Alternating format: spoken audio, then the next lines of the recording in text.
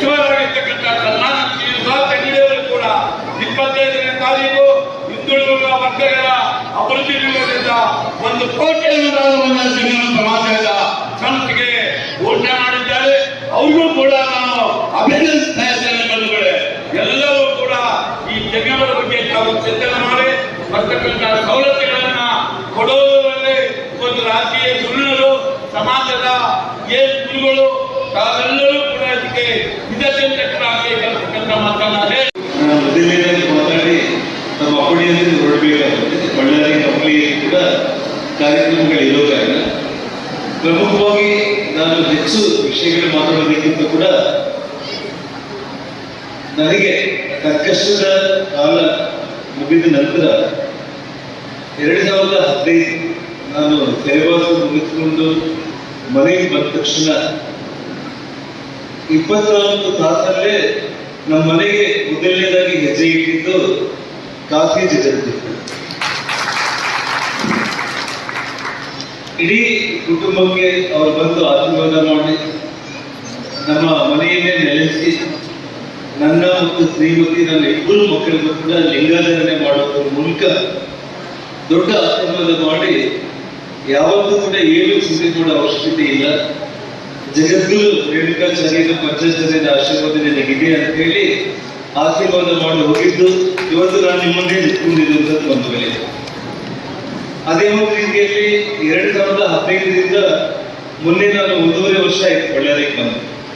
ಬರೋದಕ್ಕಿಂತ ಮುಂಚಿತವಾಗಿ ಪ್ರತಿ ವರ್ಷ ಗುರು ಹುಣ್ಣಿಮೆ ದಿವಸ ಗುರುಪೂಜಾ ಕಾರ್ಯಕ್ರಮಗಳಿಗೆ ಶ್ರೀಶೈಲ ಜಗದ್ಗುರುಗಳು, ಕಾಶಿ ಜಗದ್ಗುರುಗಳು, ಉಜ್ಜಯಿನಿ ಜಗದ್ಗುರುಗಳು ಈ ರೀತಿ ನಿರಂತರವಾಗಿ ಪ್ರತಿಯೊಂದು ಕಾರ್ಯಕ್ರಮದಲ್ಲೂ ಕೂಡ ನನ್ನನ್ನ ಸನ್ಮಾನ್ಯ ಯಡಿಯೂರಪ್ಪ ಅವ್ರನ್ನ ಮುಖ್ಯ ಅತಿಥಿಗಳಾಗಿ ಕರೆಸಿ ಆಶೀರ್ವಾದ ಮಾಡಿದ್ದು ಕೂಡ ನನ್ನ ಪೂರ್ವಜನ್ಮದ ಪುಣ್ಯ ಅಂತೇಳಿ ನಾನು ಭಾವಿಸ್ತಾ ಇದ್ದೇನೆ.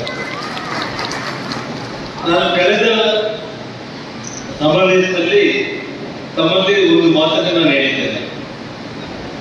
ಇವತ್ತು ಚುನಾವಣಾ ಒಂದು ಬಂದಾಗ ಗಂಗಾವತಿಗೆ ನಾನು ರಾಜಕೀಯ ಪುನರ್ಜನ್ಮ ಪಡ್ಕೊಳ್ಳೋದಕ್ಕೆ ಬಂದಾಗ ಬಹಳಷ್ಟು ದೊಡ್ಡ ಪ್ರಮಾಣದಲ್ಲಿ ಆಶೀರ್ವಾದ ಮಾಡಿರೋದು ತಾವು ತಮ್ಮ ಆಶೀರ್ವಾದದಿಂದ ನಾನು ಇವತ್ತು ನಿಮ್ಮ ಮುಂದೆ ಶಾಸಕನಾಗಿ ನಿಂತಿದ್ದೀನಿ ಅಂತ ಕೂಡ ಹೇಳೋದಕ್ಕೆ ನಾನು ಹೆಮ್ಮೆ ಪಡ್ತೀನಿ.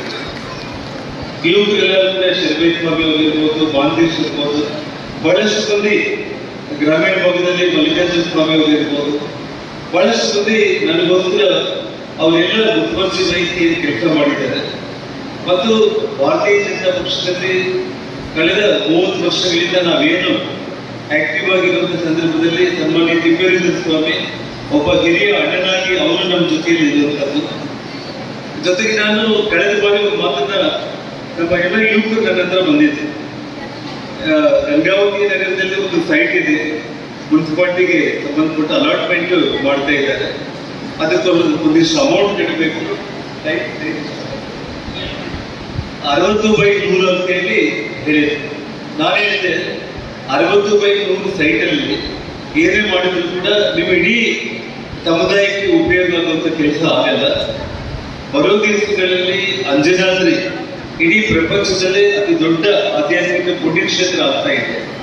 ಎಲ್ಲ ಸಮುದಾಯಗಳ ವ್ಯಕ್ತಿಗಳು ಕೂಡ ಅಲ್ಲಿಗೆ ಬರುವಂಥದ್ದಾಗುತ್ತೆ. ವಿಶೇಷವಾಗಿ ನಮ್ಮ ಜಗದ್ಗುರುಗಳು ಪಂಚಾಚಾರ್ಯರಿಂದ ಹಿಡಿದು ಎಲ್ಲ ಮಠಾಧೀಶರು ಇಡೀ ಕರ್ನಾಟಕ ರಾಜ್ಯ ದೇಶದಿಂದ ಯಾರೇ ಬಂದರೂ ಕೂಡ ಅವರಿಗೆ ಅತ್ಯಂತ ಅದ್ಭುತವಾಗಿ 1 ಎಕರೆ ಜಮೀನಲ್ಲಿ ಒಂದು ಸುಂದರವಾದ ಮಂಟಪ ಕಟ್ಟಿಸಿ ಒಂದು 25 ರೂಮ್ಗಳನ್ನು ನಿರ್ಮಾಣ ಮಾಡೋದ್ರ ಮೂಲಕ ತಮ್ಮ ಸಮುದಾಯದ ಮದುವೆ, ಒಳ್ಳೆಯ ಶುಭ ಕಾರ್ಯಗಳಾಗಿರ್ಬೋದು, ಕಾರ್ಯಕ್ರಮಗಳು ಏನೇನಿದ್ರು ಕೂಡ ಯಾರೇ ಇಡೀ ರಾಜ್ಯದಿಂದ ಬಂದರೂ ಕೂಡ ಅವ್ರು ಉಳ್ಕೊಳ್ಳೋದಕ್ಕೆ ಅವರಿಗೆ ವಿದ್ಯಾರ್ಥಿ ಗೃಹಗಳಿಂದ ಹಿಡಿದು ಒಂದು ದೊಡ್ಡ ಹಾಲನ್ನ ನಿರ್ಮಾಣ ಮಾಡಿಕೊಡ್ತೀನಿ.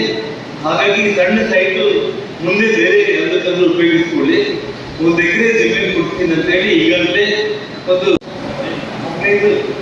15 ಲಕ್ಷ ಅಕೌಂಟಲ್ಲಿ ನಾನು ಹಣ ಇವತ್ತು ನಮ್ಮ ಶರ್ಬೇತ್ ಸ್ವಾಮಿ ಮೂಲಕ ಕೊಡೋದ್ರ ಜೊತೆಗೆ ಇವತ್ತು ಜಮೀನು ಕೂಡ ಗುರುತಿಸಿ ರೈತರ ಜೊತೆ ಮಾತಾಡಿ ಫೈನಲ್ ಮಾಡಿದ್ದಾರೆ. ಇನ್ನೊಂದು 2 ತಿಂಗಳ ಒಳಗಡೆ ಸುಮಾರು 70 ಲಕ್ಷ 1 ಎಕರೆಗೆ ಫೈನಲ್ ಮಾಡಿದ್ದಾರೆ.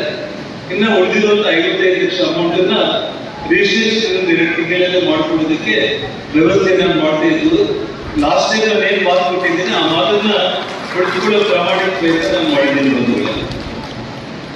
ಜೊತೆಗೆ ನನಗೆ ಯಾವತ್ತೂ ಕೂಡ ತಾವೆಲ್ಲರೂ ಕೂಡ ನಾನು ಇಲ್ಲಿ ಇನ್ನೊಂದು ಅವ್ರನ್ನ ಹೆಸರಿಗೆ ಕರೆಯೋದಕ್ಕೂ ಸಾಧ್ಯ ಇಲ್ಲ ಮತ್ತು ಎಲ್ಲರೂ ಪರಿಚಯ ಇದ್ದೇ ಇಲ್ಲ. ಆದರೂ ಕೂಡ ನೀವೆಲ್ಲರೂ ಕೂಡ ಒಂದು ನಂಬಿಕೆ, ಒಂದು ವಿಶ್ವಾಸ, ಜನಾರ್ದನಿಗೆ ಅವರು ಬರ್ತಾ ಇಲ್ಲದಂತ ಅವರಿಂದ ಏನೋ ಒಂದು ಒಳ್ಳೆಯದಾಗಬಹುದು ಅನ್ನೋದು ಒಂದು ನಂಬಿಕೆಯಿಂದ ನನಗೆ ಆಶೀರ್ವಾದ ಮಾಡಿದ್ದೆ.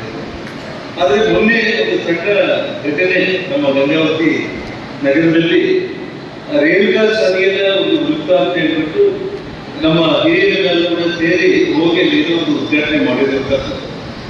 ಆ ವಿಚಾರದಲ್ಲಿ ನಮ್ಮದೇ ಸರ್ಕಾರ ಇದೆ, ಬೇರೆ ವಿಚಾರ ಆಗ್ತಾ ಇದೆ. ಮೊನ್ನೆ ಮುನ್ಸಿಪಾಲಿಟಿ ನಮ್ಮದೇ ಅಧಿಕಾರದಲ್ಲಿ ನಾವು ಹಿಂದೆ ನನಗೆ ವೃತ್ತದ ಮಾಡಬೇಕು ಅಂತ ಹೇಳಿದ್ರೆ ಅವತ್ತು ಮುನ್ಸಿಪಾಲಿಟಿಯಲ್ಲಿ ನಾನು ಟೆರವನ್ನ ಪಾಸ್ ಮಾಡಿಬಿಟ್ಟು ವಿಜೃಂಭಣೆಯಿಂದ ನಾವೆಲ್ಲರೂ ಕೂಡ ದೊಡ್ಡ ಮೆರವಣಿಗೆ ಮಾಡಿ ಅದನ್ನ ಉದ್ಘಾಟನೆ ಮಾಡಬಹುದಾಗಿದೆ. ಆದರೆ ಮೊನ್ನೆ ಉದ್ಘಾಟನೆ ತರಾತುರಿಯಲ್ಲಿ ಯಾಕೆ ಏನು ಯೋಚನೆ ಮಾಡಿದ್ರು ಆಗಿದೆ. ಅದಕ್ಕೆ ಮುನ್ಸಿಪಾಲಿಟಿ ಅಧಿಕಾರಿಗಳಿಗೆ ಸಾಕಷ್ಟು ಒತ್ತಡ ವಿರೋಧ ಪಕ್ಷಗಳಿಂದ ಅಥವಾ ಇನ್ಯಾರಿಂದ ಬರ್ತಾ ಇದ್ದಾರೋ ಗೊತ್ತಿಲ್ಲ. ಆದರೆ ಆ ಒಂದು ವಿಚಾರ ಜನಾರ್ದನಿಯವರು ಅದಕ್ಕೆ ಅವ್ರನ್ನ ಕರೆದಿಲ್ಲ ಅಂತ ಹೇಳಿ ಏನೋ ಅಧಿಕಾರಿಗಳ ಮೂಲಕ ಒತ್ತಡ ಹಾಕಿದ್ದಾರೆ ಅನ್ನೋಂಥ ಮಾತನ್ನ ಯಾರಾದ್ರೂ ಹೇಳಿದ್ರೆ ನೋಡಿ, ನನಗೆ ಪ್ರಮಾಣಗಳು ಮಾಡೋದು ನನ್ನ ಅಭ್ಯಾಸ ಇಲ್ಲ. ನಮ್ಮ ಕರ್ನಾಟಕದ ಬಹಳ ಮಂದಿ ದೊಡ್ಡ ದೊಡ್ಡ ರಾಜಕಾರಣಿಗಳು ಬೆಂಗಳೂರಲ್ಲಿ ಕೂತಿರುವಂತವರು ಕಾಫಿ ಟೀ ಕುಡಿಯೋ ಟೈಮಲ್ಲಿ ಕೂಡ ನೋಡ್ ಜನ ಅಂತ ಇದು ಅಮೃತ ಇದ್ರ ಮೇಲೆ ಆಣೆ ಇಟ್ಟು ಮಾತಾಡ್ತೀನಿ ಅಂತಾರೆ. ಅಂತ ಮಾತುಗಳು ನನಗೆ ಗೊತ್ತಿಲ್ಲ. ಏನಿದ್ರು ಕೂಡ ನೇರವಾಗಿ ಮಾತಾಡುವಂತ ಒಂದು ಸ್ವಭಾವ ನನ್ನ.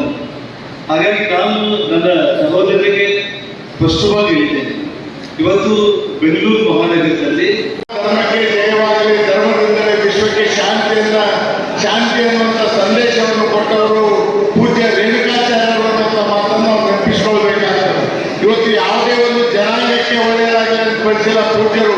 ಹೇಳಿದ್ರೆ ಏನು, ಮಾನವ ಧರ್ಮಕ್ಕೆ ಜಯವಾಗಲಿ, ಧರ್ಮದಿಂದಲೇ ವಿಶ್ವಕ್ಕೆ ಶಾಂತಿ ಅನ್ನುವಂಥ ಸಂದೇಶವನ್ನು ಕೊಟ್ಟಂತವರು ಪೂಜ್ಯ ಜಗದ್ಗುರು ರೇಣುಕಾಚಾರ್ಯರು ಅನ್ನುವಂಥ ಮಾತನ್ನು ಈ ಸಂದರ್ಭದಲ್ಲಿ ಹೇಳುವ ಜೊತೆಗೆ ಇವತ್ತು ಪಂಚಪೀಠಾಧೀಶರು ಅವರ ಅಡಿಯಲ್ಲಿ ಶಾಂತಿ ಸೌಹಾರ್ದತೆಯ ಒಂದು ಸಂಕೇತವಾಗಿ ಇಡೀ ನಾಡಿನಲ್ಲಿ ಅಷ್ಟೇ ಅಲ್ಲ, ಇಡೀ ಭಾರತದಲ್ಲಿ ತಮ್ಮದೇ ಆದಂತಹ ಒಂದು ಸಂಸ್ಕೃತಿ ಸಂಸ್ಕಾರವನ್ನು ನೀಡುವಂತ ಕಾರ್ಯವನ್ನ ಮಾಡಿದ್ದು ಪೂಜ್ಯ ಪಂಚಪೀಠಾಧೀಶರು ಅನ್ನುವಂಥ ಮಾತನ್ನು ಇವತ್ತು ನಾವು ಅವರಿಗೆ ಗಮನಗಳನ್ನು ಸಲ್ಲಿಸಬೇಕಾಗ್ತದೆ. ಜೊತೆಗೆ ವಿಶೇಷವಾಗಿ ಸಮಾಜ ಇವತ್ತು ಒಕ್ಕಟ್ಟಾಗಿ ಕಾರ್ಯ ಮಾಡಲಿ. ಇವತ್ತು ಒಂದು ನಮ್ಮ ಶಾಸ್ತ್ರಯಾತ್ರದ ಗುರುವಿನ ಗುರುವರಾಗುವ ತನಕ ದೊರೆಯದನ್ನ ಮುಕ್ತಿ ಅನ್ನೋ ಹಾಗೆ ಯಾವುದೇ ನಾವು ಇವತ್ತು ಏನಾದರೂ ಇಲ್ಲಿ ವೇದಿಕೆ ಮೇಲೆ ಕೂತಿದ್ರೆ ಒಂದು ಗುರುವಿನ ಆಶೀರ್ವಾದ ಕಾರಣ ಅನ್ನುವಂಥ ಮಾತನ್ನು ಸಹಿತ ನಾವು ಸಂತೋಷದಿಂದ ಹೇಳಬೇಕಾಗ್ತದೆ. ಸಮಾಜವನ್ನು ತಿದ್ದುವಂತ ಕೆಲಸವನ್ನು ಎಲ್ಲರೂ ಕೂಡಿಕೊಂಡು ಮಾಡಿ ಶ್ರೀ ಇವತ್ತಿನ ಗಂಗಾವತಿ ನಗರದಲ್ಲಿ ಶ್ರೀ ರೇಣುಕಾಚಾರ್ಯ ವೃತ್ತ ಎಲ್ಲಿ ಆಗಬೇಕು, ಈಗಾಗಲೇ ಮಾನ್ಯ ಶಾಸಕರು ಹೇಳಿದಾಗೆ ಒಂದು ಒಳ್ಳೆಯ ರೀತಿಯಲ್ಲಿ ಆ ಕಾರ್ಯವನ್ನು ಎಲ್ಲರೂ ಒಕ್ಕಟ್ಟಾಗಿ ಮಾಡಿ ಆ ಪೂಜ್ಯರ ಒಂದು ವೃತ್ತವನ್ನು ಮಾಡುವಂತ ಕಾರ್ಯವನ್ನು ಎಲ್ಲರೂ ಒಕ್ಕಟ್ಟಾಗಿ ಮಾಡೋಣ ಅನ್ನುವಂಥ ಮಾತನ್ನು ಈ ಸಂದರ್ಭದಲ್ಲಿ ಹೇಳಿ, ಸಮಾಜ ಇವತ್ತು ಸಾಕಷ್ಟು ಕಷ್ಟದಲ್ಲಿ, ಮುಖ್ಯವಾಗಿ ನಾನು ಹೇಳೋದಂದ್ರೆ ಸಮಾಜದಲ್ಲಿ ಸಾಕಷ್ಟು ಬಡವರಿದ್ದಾರೆ. ಆ ಸಮಾಜದಲ್ಲಿ ಗ್ರಾಮೀಣ ಭಾಗ ಇರಲಿ, ನಗರ ಭಾಗ ಇರಲಿ, ಆ ಬಡವರನ್ನು ಎತ್ತಿ ಹಿಡಿದಾಗ ಮಾತ್ರ ಸಮಾಜ ಎತ್ತಿನ ರೀತಿಯಲ್ಲಿ ಸುಧಾರಣೆ ಆಗಲಿಕ್ಕೆ ಸಾಧ್ಯ ಆಗ್ತದೆ ಅನ್ನುವಂಥ ಮಾತನ್ನು ಈ ಸಂದರ್ಭದಲ್ಲಿ ಹೇಳಿ, ಮತ್ತೊಮ್ಮೆ ಸಮಾಜ ಎಲ್ಲ ಹಿರಿಯರಿಗೂ ಸಹಿತ ಈ ಒಂದು ಯುಗಮಾನೋತ್ಸವದ ಶುಭಾಶಯಗಳನ್ನು ಕೋರಿ.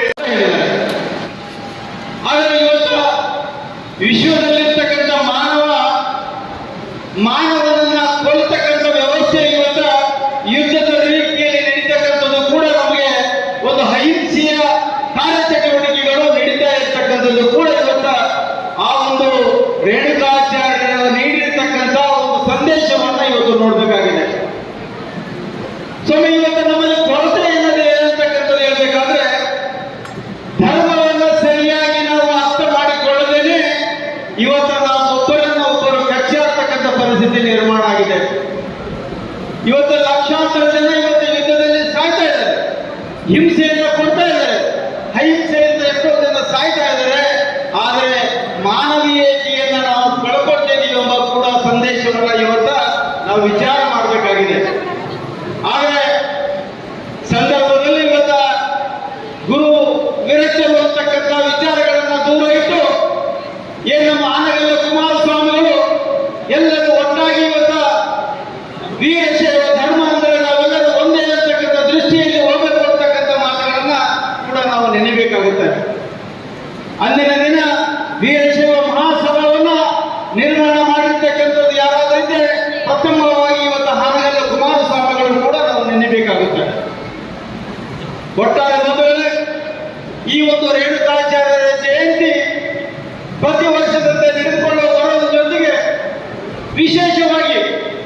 ಏನು ಈ 2-3 ವರ್ಷಗಳಲ್ಲಿ ಸಮಾಜ ಸಂಘಟನೆ ಗಟ್ಟಿಯಾಗುವುದರ ಜೊತೆಗೆ ಸಮಾಜಕ್ಕೂ ಕೂಡ ರಾಜಕೀಯ ಪ್ರೇರಿತವಾಗಿರ್ತಕ್ಕಂಥ ಕೆಲವು ಲಾಭಗಳು ಕೂಡ ಆಗ್ತಾ ಇದೆ ಅನ್ನೋದು ಕೂಡ ಹೆಮ್ಮೆಯ ವಿಷಯ ಆಗಿದೆ. ಯಾಕಂದ್ರೆ ಕನ್ನಡಿಗೆ ಅವರು 1 ಕೋಟಿ ರೂಪಾಯಿಗಳನ್ನ ಕೊಡ್ತೀವಿ ಅಂತಕ್ಕಂಥ ಆಶ್ವಾಸನೆ ಕೊಟ್ಟಿದ್ದಾರೆ ಅನ್ನೋದು ಒಂದು ಕಡೆ ಆದ್ರೆ, ಇನ್ನೊಂದು ಕಡೆ ನಮ್ಮ ಹಾಲಿ ಜನಪ್ರಿಯ ಶಾಸಕರಾಗಿರ್ತಕ್ಕಂಥ ಜನಾರ್ದನ್ ರೆಡ್ಡಿ ಅವರು ಕೂಡ ಒಂದು ಎಕರೆ ಭೂಮಿಯನ್ನು ಕೂಡ ನಾನು ಕೊಡಿಸ್ತೀನಿ ಅಂತಕ್ಕಂಥ ಮಾತನ್ನು ಹೇಳ್ತಾ ಇದ್ರೆ, ಸಮಾಜದ ಸಂಘಟನೆಗೆ ಇವತ್ತು ನಾವು ಒತ್ತು ಕೊಟ್ಟಿರುವುದರಿಂದ ಇವತ್ತು ನಮಗೆ ಎಲ್ಲ ಸಮಾಜಕ್ಕೆ ಇವತ್ತು ನಮಗೆ ಒಂದಿಲ್ಲ ಒಂದು ಲಾಭಗಳು ದೊರೀತಾ ಇದೆ ಅನ್ನೋ ಮಾತನ್ನು ಕೂಡ ನಾವು ಅರಿಬಾರ್ದು. ಧರ್ಮ ಜಾಗೃತಿಯನ್ನು ಮಾಡಬೇಕು. ವೀರಶೈವ ಲಿಂಗಾಯತ ಸಮಾಜದಲ್ಲಿ ಒಗ್ಗಟ್ಟನ್ನು ತಂದವರು ಮಾನವ ಧರ್ಮಕ್ಕೆ ಜಯವಾಗಬೇಕು, ಸಕಲ ಜೀವಾತ್ಮರು ಶಾಂತಿಯಿಂದ ಬದುಕಬೇಕು ಅಂತಕ್ಕಂಥ ಉದ್ದೇಶದಿಂದ ಯುವಕರು ಎಲ್ಲ ತಾಯಂದಿರು ಒಳಗೂಡಿ ರೇಣುಕಾಚಾರ್ಯ ಜಯಂತಿಯ ಜಪ ಮಾಡಿ ಅದ್ಭುತವಾದ ಕಾರ್ಯಕ್ರಮಗಳನ್ನು ಈವರೆಗೆ ಮಾಡ್ತಾ ಬಂದಿದ್ದಾರೆ. ಇದರ ಜೊತೆಗೆ ಪ್ರತ್ಯಕ್ಷ ಅಪ್ರತ್ಯಕ್ಷವಾಗಿ ತನುಮನ ಧನದ ಮುಖಾಂತರ ಈ ಒಂದು ಯುವಕರಿಗೆ ಸಾಕಷ್ಟು ಸಹಾಯವನ್ನು ಮಾಡಿ ಇವತ್ತು ಜಯಂತಿ ಯಶಸ್ವಿಯಾಗಲಿಕ್ಕೆ ಎಲ್ಲರೂ ಪ್ರಾರಂಭಿಸಲಾಗಿದ್ದಾರೆ. ಇವತ್ತು ನಮ್ಮಲ್ಲಿ ಯಾವುದೇ ಭಿನ್ನಾಭಿಪ್ರಾಯಗಳಿಲ್ಲ. 7 ಜನಾರ್ದನ್ ರೆಡ್ಡಿಯವರಾಗಲಿ, ನಿಕಟಪೂರ್ವ ಶಾಸಕರಲ್ಲಾಗಲಿ ಯಾವುದೇ ಒಂದು ಸರ್ಕಲ್ ಬಗ್ಗೆ ವ್ಯತ್ಯಾಸ ಬಂದಂತ ಪ್ರಸ್ತಾಪ ಮಾಡಿದ್ರು. ನಮ್ಮಲ್ಲಿ ಯಾವುದೇ ವ್ಯತ್ಯಾಸಗಳಿಲ್ಲ, ಎಲ್ಲರೂ ಸಹಕಾರ ಕೊಟ್ಟಿದ್ದಾರೆ. ಎಲ್ಲರ ಸಹಕಾರದಿಂದ ಇವತ್ತು ರೇಣುಕರ ಒಂದು ಭವ್ಯ ಸರ್ಕಲ್ ಅನ್ನು ಕೂಡ ನಾವು ಮಾಡ್ತಾ ಇದ್ದೀವಿ. ಈ ತರನಾಗಿ ನಮ್ಮ ಒಂದು ಈ ಸಂದರ್ಭದಲ್ಲಿ ಮುಂದಿನ ವರ್ಷದ ಅಭಿವೃದ್ಧಿಗಾಗಿ ನಾವು ಸಂಕಲ್ಪ ಮಾಡಿದಂತೆ ಇಡೀ ಮಾನವ ಕುಲಕ್ಕೆ ಅಂದರೆ ಮಾನವ ಧರ್ಮಕ್ಕೆ ಜಯವಾಗಲಿ, ಧರ್ಮದಿಂದಲೇ ವಿಶ್ವಕ್ಕೆ ಶಾಂತಿ ಎಂದು ಶಾಂತಿ ಚಾರ್ಯದ ಪಂಚಾಚಾರ್ಯರು ಈ ರೇಣುಕಾಚಾರ್ಯರು ಶಿವನ ಒಂದು ಮುಖದಿಂದ 5 ಮಂದಿ ಉದಯಿಸಿ ಇಡೀ ಭಾರತದ ಎಲ್ಲ ಭಕ್ತರ ಮಾನವ ಧರ್ಮಕ್ಕೆ ಒಳ್ಳೆಯದಾಗಲಿ ಉತ್ತರ ಭಾರತದ ಕಾಶಿ ಮತ್ತು ಕೇದಾರ್ನಲ್ಲಿ 2 ಪೀಠಗಳನ್ನ, ಮಧ್ಯಪ್ರದೇಶದ ಪಿಚೇರಿಯಲ್ಲಿ 1 ಪೀಠವನ್ನ, ಆಂಧ್ರ ಪ್ರದೇಶದಲ್ಲಿ ಶ್ರೀಶೈಲ ಪೀಠವನ್ನ, ರಂಭಾಪುರಿ ಪೀಠವನ್ನ, ಕರ್ನಾಟಕದಲ್ಲಿ 5 ಪೀಠಗಳನ್ನ ಅಖಂಡ ಭಾರತದ ಜನರ ಕಲ್ಯಾಣಕ್ಕಾಗಿ ಪಂಚಾಚಾರ್ಯರು ಶತಮಾನಗಳಿಂದ ಭಕ್ತರನ್ನು ಉದ್ಧಾರ ಮಾಡ್ತಾ ಬಂದಿದ್ದಾರೆ. ಎಲ್ಲಾ ಧರ್ಮಗಳನ್ನ ಅವುಗಳಿದೆ, ಅದು ಭೇದ ಭಾವವನ್ನು ಮಾಡದೆ ಇರುವುದು ಏನಿದೆ ಸರ್ವರಿಗೂ ಸಮ್ಮತವಾಗಿರುವಂತ, ಸರ್ವರಿಗೂ ಹಿತಕಾರಕವಾಗಿರುವಂತ, ಸರ್ವರಿಗೂ ಒಳಿತಾಗುವಂತ, ಸರ್ವರ ಏಳಿಗೆಗಾಗಿ ಸರ್ವರ ಬಾಳಿಗೆಗಾಗಿ ಒಂದು ಮೇಲ್ಮುಖವಾಗಿರುವಂತ ಧರ್ಮವನ್ನ ಸ್ಥಾಪನೆ ಮಾಡ್ತಾನೆ. ಆ ಧರ್ಮ ಸರ್ವರಿಗೂ ಕೂಡ ಹಿತಕಾರಕವಾಗ್ತದೆ. ಆ ಧರ್ಮ ಹೇಗಿರ್ತದೆ ಅಂತ ಕೇಳಿದ್ರೆ ಮಾನವನನ್ನು ಮಹಾದೇವನನ್ನಾಗಿ ಮಾಡ್ತದೆ, ನರನನ್ನ ಅರನನ್ನಾಗಿ ಮಾಡ್ತದೆ, ಜೀವವನ್ನು ಶಿವನಾಗಿ ಮಾಡ್ತದೆ, ಶಿಲೆಯನ್ನು ಶಿವನಾಗಿ ಮಾಡ್ತದೆ ಎನ್ನುವಂತ ತತ್ವವನ್ನು ಭೂಲೋಕದಲ್ಲಿ ಪ್ರತಿಪಾದನೆ ಮಾಡಿ ಸ್ಥಾಪನೆ ಮಾಡಿದಂತ ಹಿರಿಮೆ ಗರಿಮೆ ಯಾವಾಗ ಸತ್ತದೆ ಅಂದ್ರೆ ಅದು ಜಗದ್ಗುರು ರೇಣುಕಾಚಾರ್ಯರಿಗೆ. ಯಾವ ಜೀವಾತ್ಮ ಪರಮಾತ್ಮನನ್ನು ಬಿಟ್ಟು ಬಂದಂತ ಜೀವಾತ್ಮ ಮತ್ತೆ ಪರಮಾತ್ಮನ ಆತ್ಮವಿರುವಂತ ತತ್ವ ಅಂಶವನ್ನ ಕೊಟ್ಟಂತೆ ಏಕೈಕ ಶಿವಾಚಾರ್ಯ ಪದ ಜಗದ್ಗುರು ಪದ ಇದ್ರೆ ಅದು ಜಗದ್ಗುರು ರೇಣುಕಾಚಾರ್ಯರಿಗೆ ಸಲ್ಲುತ್ತದೆ ಅಂತ ಸಂಸ್ಕಾರದ ಪರಿವರ್ತನೆಯ ಒಂದು ಮೆರವಣಿಗೆಯನ್ನ ನೀವೆಲ್ಲ ಮಾಡ್ಕೊಂಡು ಬಂದಿದ್ದೀರಿ. ಬಹುಶಃ ಗಂಗಾವತಿ ಅಂತಂದ್ರೆ ನಾಡಿನ ತುಂಬ ಹೆಸರಿದೆ. ಇದು ಭಕ್ತದ ನಾಡು ಅಂತ ಹೇಳಿ ನಾವು ಹೇಳ್ತೀವಿ. ಇದು ಭಕ್ತದ ನಾಡು, ಕೇವಲ ಭಕ್ತದ ನಾಡಲ್ಲ, ಇದು ಭಕ್ತಿಯ ನಾಡು ಎನ್ನುವಂಥದ್ದನ್ನು ಕೂಡ ಈ ಸಮಾರಂಭದಲ್ಲಿ ಹೇಳಬೇಕಾಗ್ತದೆ. ಬಹುಶಃ ಈ ತನಕವೂ ಕೂಡ ಪೀಠಾಭಿಮಾನ, ಪೀಠಾಚಾರ್ಯರ ಬಗ್ಗೆ, ಒಂದು ದಾಸೋಹದ ಪರಂಪರೆಯ ಬಗ್ಗೆ, ಗುರುಲಿಂಗ ಜನ್ಮದ ಭಕ್ತಿಯ ಬಗ್ಗೆ ಒಂದು ಹೆಸರಾಗಿರುವಂತ ಒಂದು ನಗರ ಅಂತಂದ್ರೆ ಅದು ಗಂಗಾವತಿ ನಗರ ಎನ್ನುವಂಥದ್ದನ್ನ ಬಹಳ ಹೆಮ್ಮೆಯಿಂದ ಹೇಳಬೇಕಾಗ್ತದೆ.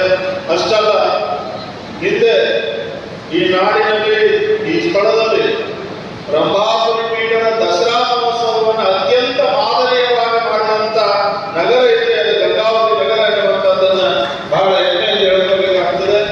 ಅಂತೆಲ್ಲ ಒಂದು ಭಕ್ತಿಯ ಸಂಭ್ರಮವನ್ನ ನಾವು ಗಂಗಾವತಿ ಮಹಾನಗರದಲ್ಲಿ ಕಾಣುತ್ತೇವೆ ಎನ್ನುವಂಥದ್ದನ್ನ ಈ ಸಂದರ್ಭದಲ್ಲಿ ಹೇಳಿ, ಜಗದ್ಗುರು ರೇಣುಕಾಚಾರ್ಯರು